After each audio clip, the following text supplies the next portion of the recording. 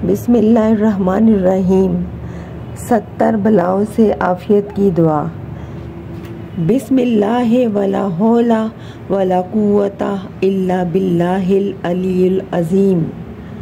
ترجمہ ہے، اللہ کے نام سے اور طاقت نہیں گناہوں سے بچنے کی، اور قوت نہیں نیکیاں کرنے کی، مگر اللہ بزرگ و برتر عظمت والے کی مدد سے۔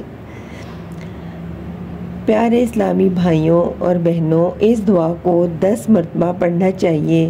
اس کی فضیلت میں سرکار مدینہ صلی اللہ علیہ وآلہ وسلم نے ارشاد فرمایا کہ وہ گناہوں سے ایسا پاک اور صاف ہو جاتا ہے جیسا کہ آج ہی ماں کے پیٹ سے پیدا ہوا ہو، اور دنیا کی 70 بلاؤں سے مثلاً جنون، جذام و برص و ریح وغیرہ سے عافیت دی جاتی ہے۔